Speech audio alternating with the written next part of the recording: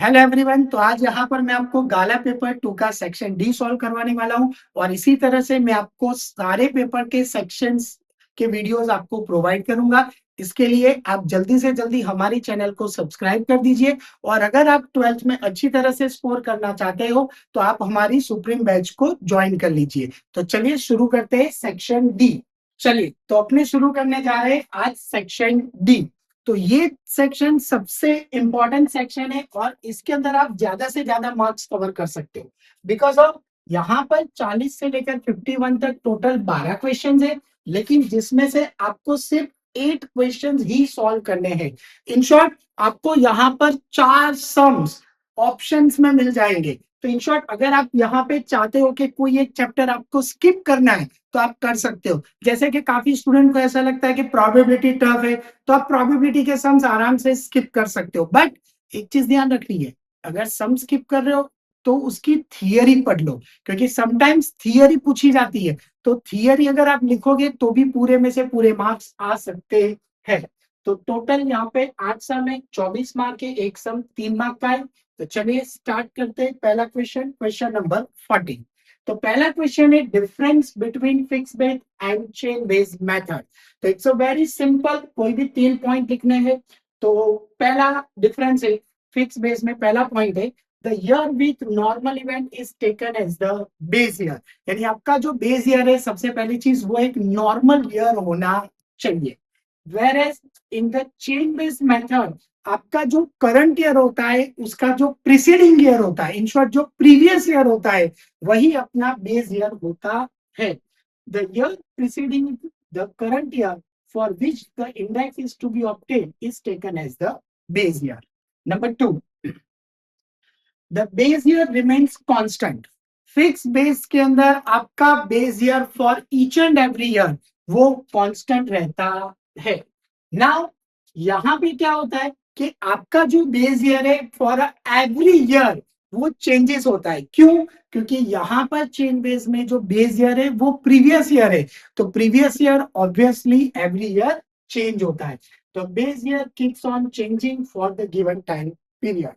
Third, the work of selection of a base year is difficult, but obviously क्योंकि normal year कैसा है वो select करना बहुत डिफिकल्ट होता है, जबकि चेन बेस के अंदर आपका प्रीवियस ईयर ही वो आपका बेस ईयर होता है। So the question of selecting a base year does not arise as it is automatically selected. यहाँ पे बेस ईयर सिलेक्ट करने की जरूरत होती ही नहीं है। आप जो ईयर का इंडेक्स नंबर ढूंढ रहे हो उसका प्रीवियस ईयर ही उसका वो बेस ईयर होता है। तो it's a most important question, difference between fix base and chain base. ये यहाँ पे 3 मार्क में पूछा गया है, बट ये 1 मार्क में भी आ सकता है और 2 मार्क में भी आ सकता है। अगर 1 मार्क में आता है तो आप कोई भी एक ऑप्शन लिखो, 2 मार्क में आता है तो 2 पॉइंट लिखो, 3 मार्क में आ रहा है तो 3 पॉइंट लिखो। चलिए नेक्स्ट, तो नेक्स्ट क्वेश्चन है 41।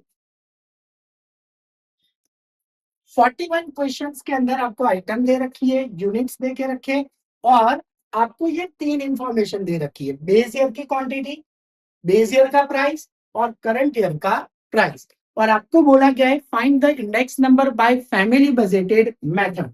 तो सबसे पहली चीज, फैमिली बजटेड मेथड से इंडेक्स नंबर फाइंड आउट करने का फॉर्मूला है sigma I W upon sigma W. तो उसके लिए अपने को पहले आई और डब्ल्यू ढूंढना पड़ेगा। तो आई फाइंड आउट करने का फॉर्मूला है P1 अपॉन P0 इंटू 100 और डब्ल्यू फाइंड आउट करने का फॉर्मूला है P0 Q0। तो चलिए कैलकुलेट करते हैं। तो 133.33,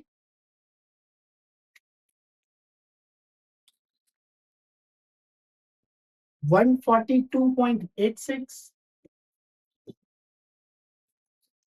38 divide by 32.4 into 100, 117.28, 23.8 divide by 20.9, 113.88। चलो ना डब्ल्यू, P0 Q0 1500, 560, 648, और 15 इंटू 20.9 313.5। चलो सबको प्लस कर देते हैं।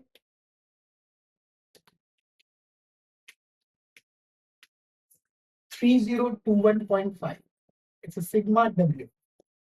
नाउ आई डब्ल्यू दोनों का मल्टीप्लाई कर देते हैं।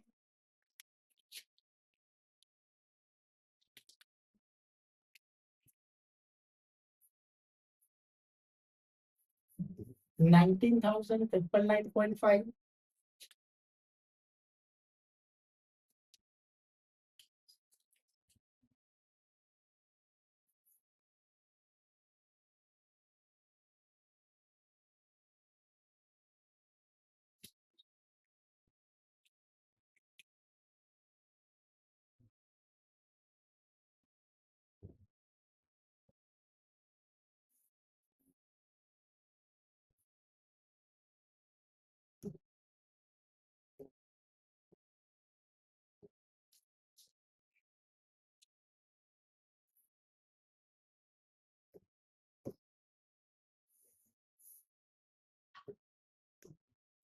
चलो तो आई डब्ल्यू दोनों का मल्टीप्लाई करते हैं, तो आंसर आएगा 1,99,995।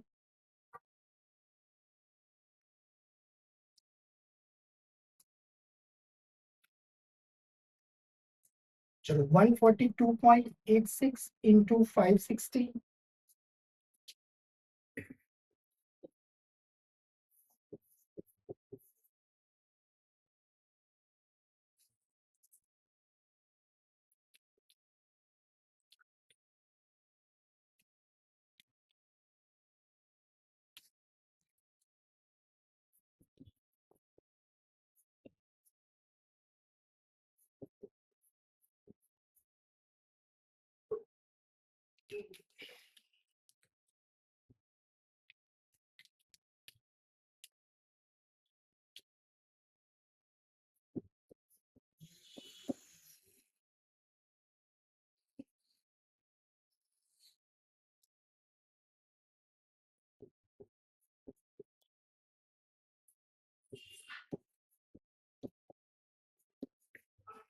चलो तो आई डब्ल्यू का टोटल आ गया है 3,91,695.42 divided by 3021.5.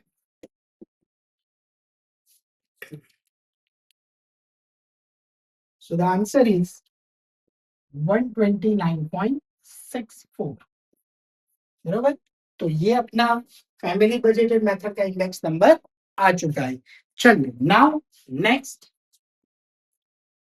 Question number 42। Information आपको दे रखी है, क्या फाइंड आउट करने के लिए बोला गया है? Correlation coefficient. तो according to the index number correlation coefficient का फॉर्मूला है, sorry, according to the information correlation coefficient का फॉर्मूला है sigma x y minus n into x bar into y bar whole divide by n into s x into S y. Sigma x y 1,89,000 minus n 10 x bar 120 y bar 150 whole divide by 10 into 30 into 40 189 minus 180 divided by 12,000. So the answer is 9,000 divided by 12,000 equals to 0.75. It's a very simple, आपको यहाँ पे सिर्फ formula याद होना चाहिए। चलिए next 43। तो 43 के अंदर आपको एस्टिमेट करना है यील्ड, यानी कि ये x है और ये अपना y है, तो y को एस्टिमेट करना है। इसका मतलब y on x line find out करेंगे। सम के अंदर कोरिलेशन कोएफिशिएंट यानी r अपने को देके रखा है। चलिए तो formula b equals to regression coefficient find out करना है, तो r into S Y upon S X, फिर A equals to y bar minus bx bar and third estimate y a plus bx. तो r की value अपने को दे रखी है 0.82 sy अपॉन sx. तो इट्स अ वेरियांस, वेरियांस यानी s square. तो आप इसका रूट निकाल दो तो वो स्टैंडर्ड डिविएशन हो जाएगा 8 और यहाँ पे 15. तो इंटू 15 डिवाइड बाय 8,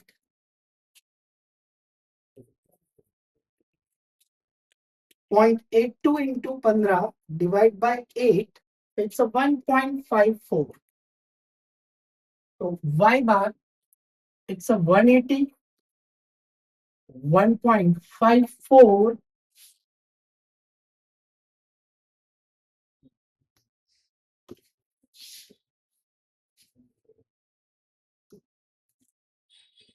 और x बार 82. तो 180 minus 1.54 into 82, 126.28 minus 180. It's a 53.72. It's your A, it's your B. तो वैल्यू पुटअप कर देंगे. Y cap equal to 53.72 plus 1.54x. It's a regression line. ये लाइन आ गई. अब अपने को एस्टिमेट करने के लिए बोला था estimated y for x equal to 60. तो अपने को इक्वेशन में x की जगह पे 60 पुटअप करना है. तो 53.72 प्लस 1.54 x की जगह पे 60.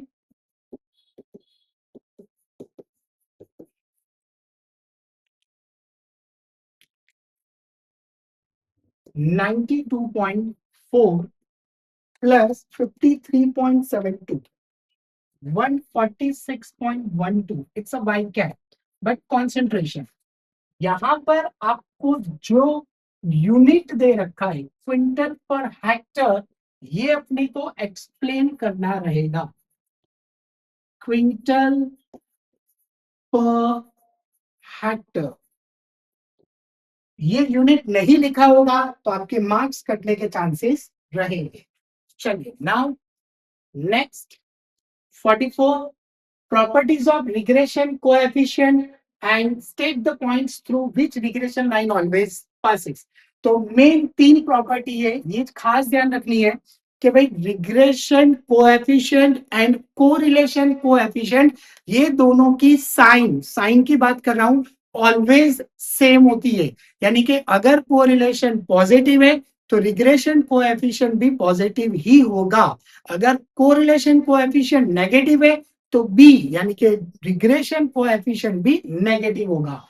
तो first, the signs of correlation coefficient and the regression coefficient are same. Second, the regression coefficient is independent of change of origin but not of scale. Third, the regression coefficient it's a relative measurement, उसके पीछे कोई unit express किया जाता नहीं है. और next question पूछा था वो कौन से पॉइंट्स में से पास हो रहे हैं. तो the points is X bar and Y bar. The most important sentence, because of ये चीज आपको एज अ एमसीक्यू भी पूछा जाएगा.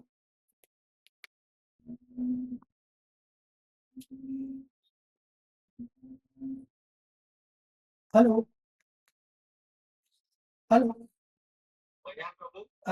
ललित भाई, તમને 10-15 મિનિટમાં કોલ કરું, એક લેક્ચરમાં છું ઓનલાઈન. હા, 10 મિનિટમાં જ કરું, 10-15 મિનિટમાં. चलो, तो द मोस्ट इंपॉर्टेंट ये आपको एज अ एमसीक्यू भी पूछा जाता है.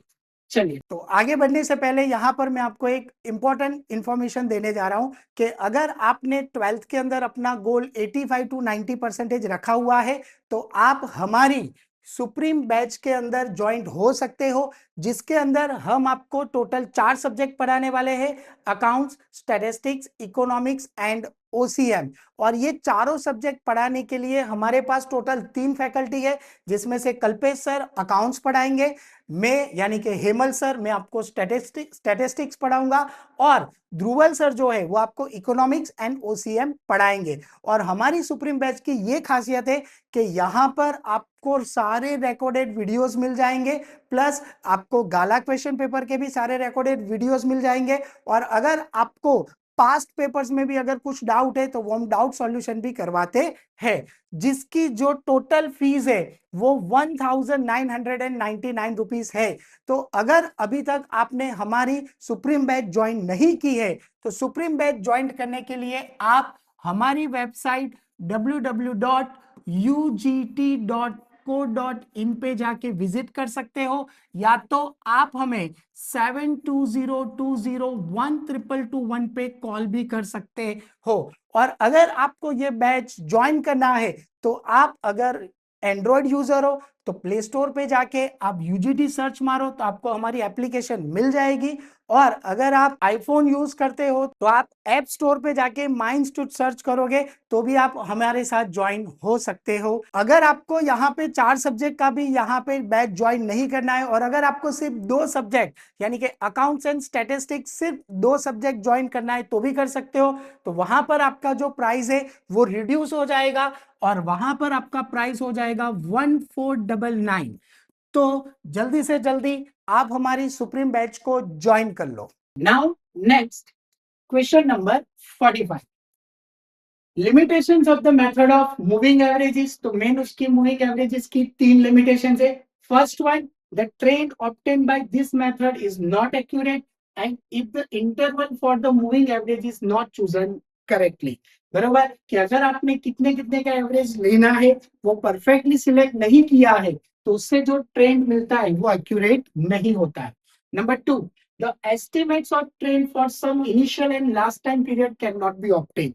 क्योंकि अपने वहां पे क्या करते हैं, स्टार्टिंग का और एंड का अपने सपोज 3 ईयरली हो तो पहले में डैश लास्ट में डैश, 5 या 4 ईयरली है तो पहले 2 में और लास्ट 2 में डैश कर देते। तो इनिशियली और लास्ट का अपने को वहां पे ट्रेंड मिलता नहीं है, तो ये उसका सबसे बड़ा लिमिटेशन है। A specific mathematical formula is not obtained for future estimate। कि अपने यहाँ पे एस्टिमेट कर रहे हैं बट इसके लिए कोई प्रॉपर मैथमेटिकल फॉर्मूला यूज होता नहीं है, अपने टोटल करते और डिवाइड कर देते। तो यहाँ पर उसका जो रिजल्ट मिलता है फॉर अ फ्यूचर एस्टिमेट वो एक्यूरेट होता नहीं है। क्लियर? तो ये उसके लिमिटेशंस है। Now next 46, the sample space of the random experiment of selecting a number is 1 2 3 20। 1 से 20 नंबर है। राइट द सेट्स, सेट लिखने हैं। तो सबसे पहली चीज क्या पूछा गया है, number 1, the selected number is odd number यानी इवेंट ए। इसको नाम देता हूं इवेंट बी, और तीसरे को नाम दे देता हूं मैं इवेंट सी।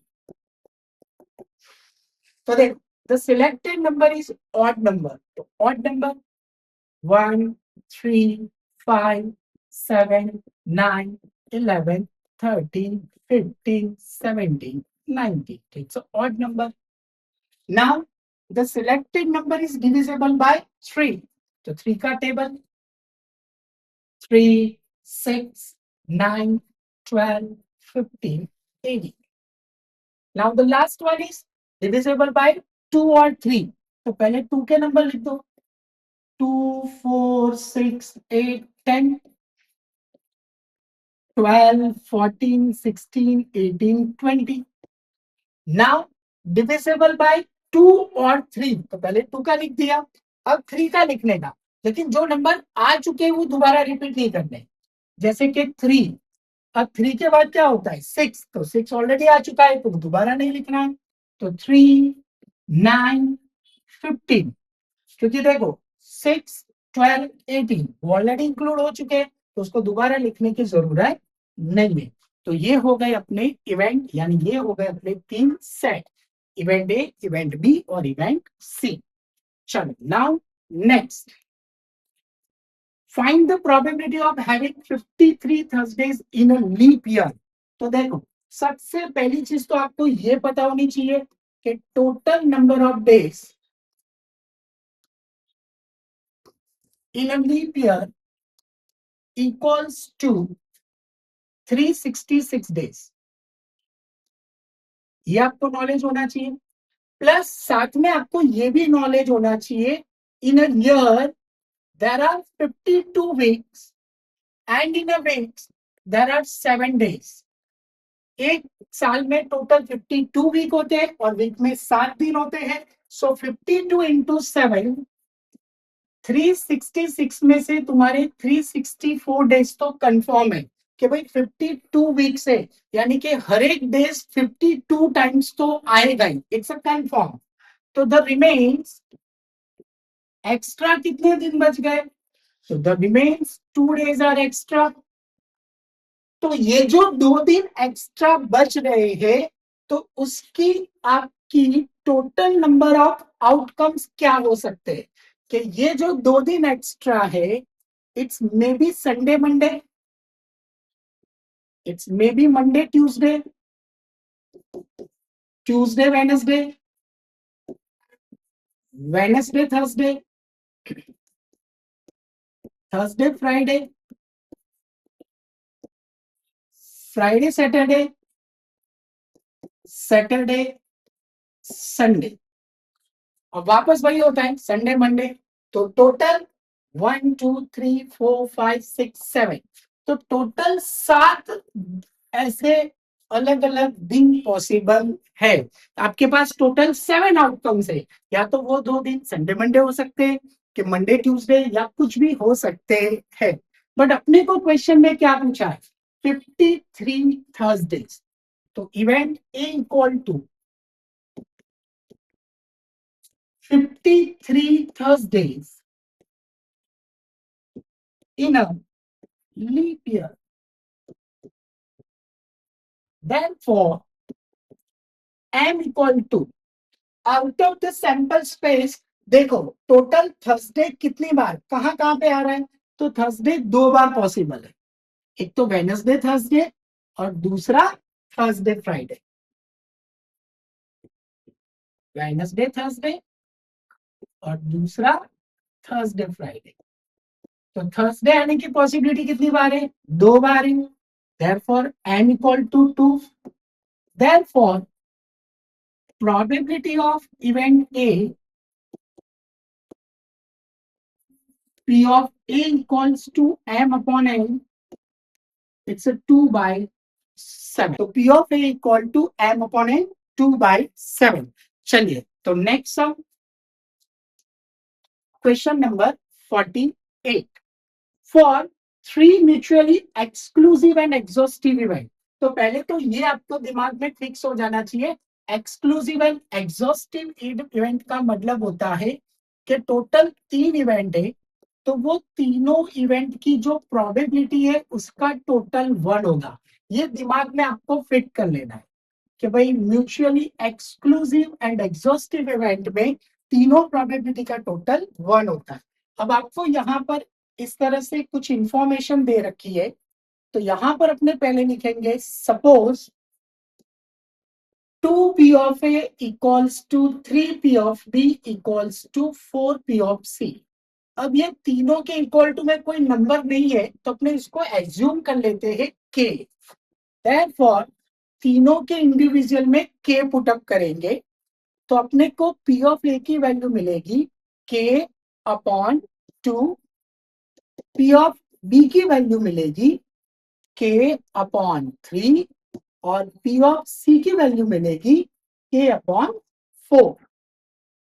अब ये तीनों वैल्यू को यहाँ पे पुटअप कर देते हैं, तो K upon 2, K upon 3, K upon 4 equals to 1.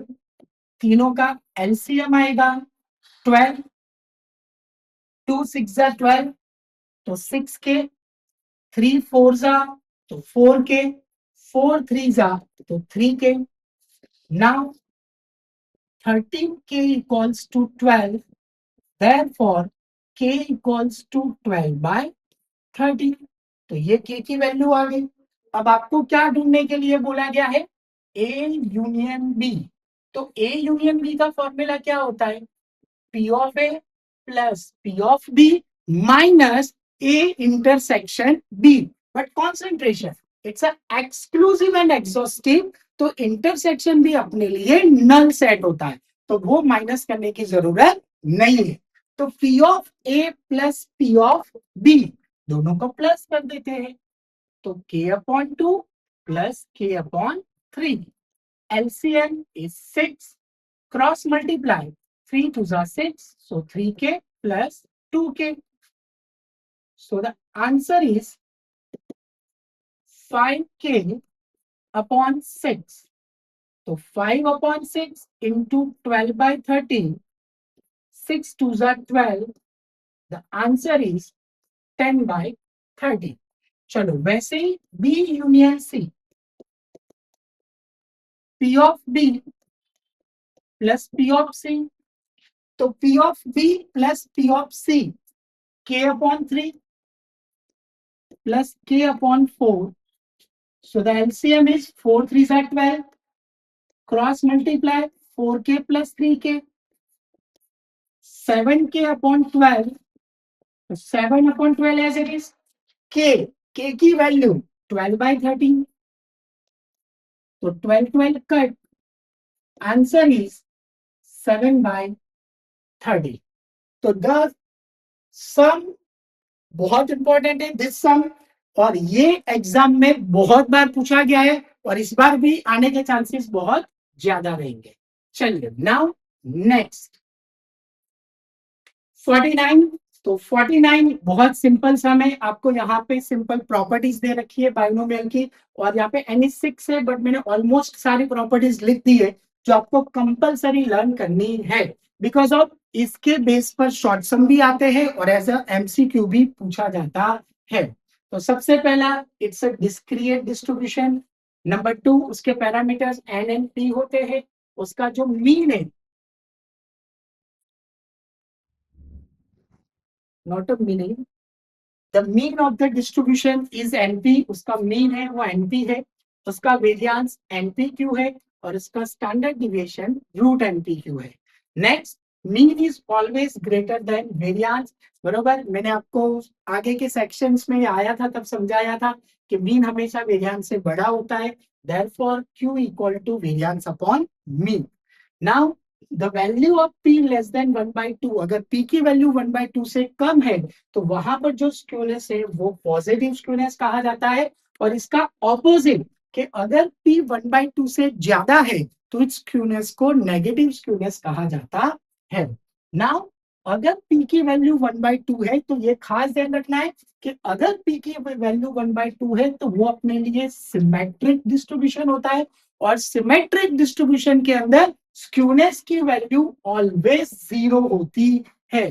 The skewness of the distribution is any for any value of n is 0, वहां पे स्क्यूनेस हमेशा 0 होता है।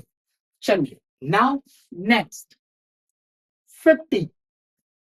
A person is has kept 4 cars to run on rent. एक person के पास total 4 car है, and the probability of any car is rented, अगर वो रेंट पे कार दे रहा है उसकी प्रोबेबिलिटी है 3/5, इट्स अ सक्सेस। तो क्यू क्या हुआ, 1 minus P 1 minus 3/5, Q equals to 2/5। अब किसकी प्रोबेबिलिटी ढूंढने के लिए बोला गया है, that more than 1 but less than 4, एक से ज्यादा और 4 से कम। तो एक से ज्यादा यानी एक से बड़ा 2, एक से बड़ा 3, लेकिन 4 से छोटा होना चाहिए। तो अपने को यहाँ पे 2 और 3 की प्रोबेबिलिटी ढूंढनी है। तो सबसे पहले formula P of x equals to NCx into P raised to x into Q raised to n minus x। चलो पहले x की जगह पे 2 रखते हैं, तो 4C2, P की value 3/5 raised to x, Q की वैल्यू 2/5 n minus x, तो 2। अब x की जगह पे 3 रख रहे हैं, तो 4C3 3/5 raised to 3 और 2/5 n minus x, 4 minus 3 1। 4C2 का सिंप्लीफिकेशन आएगा 6, कैसे, 4 into 3, 2 into 1, 2 to the 4. 3 square 9, 25 into 4, 25. 4 से 3, 4, 3 cube 27, divide by 5 cube 125 और 2 by 5. चलो ऊपर का मल्टीप्लाई कर देते, 9 6 4 216 upon 625 plus 216 upon 625. तो आंसर इज 432 अपॉन 625. तो ये अपना आंसर आ चुका है. आप इसको डेसिमल में भी लिख सकते हो. चलिए नेक्स्ट 51. तो determine whether the function is increasing और डिक्रीजिंग. तो सबसे पहली चीज, ये जो फंक्शन है उसका डिफरेंशिएशन निकालो. dy upon dx. तो कांस्टेंट का 0, 2x का 2, माइनस 14x, 2 7 14 और 2 minus 1 1. इसका आंसर हुआ 2 minus 14x. तो सबसे पहले x की जगह पे -4 रखना है और फिर x की जगह पे 4 रखना है. तो 2 minus 14 into -4, so the answer is plus 58. और 2 minus 14 into 4, so the answer is minus 54. -54. तो एक चीज खास ध्यान रखनी है, if the answer is greater than 0, it is increasing, और अगर less than 0, the function is decreasing. बहुत सिंपल सा क्वेश्चन है, और ये क्वेश्चन अगर 3 मार्क में पूछा जाता है तो इसका मतलब आप यहाँ पर बहुत ही अच्छे किस्मत वाले हो. तो यहाँ पर अपना सेक्शन डी फिनिश्ड होता है. और अगर आपको ऐसे ही आगे वीडियोस देखने हैं तो आप हमारी चैनल को सब्सक्राइब कर दीजिए. Thank you so much.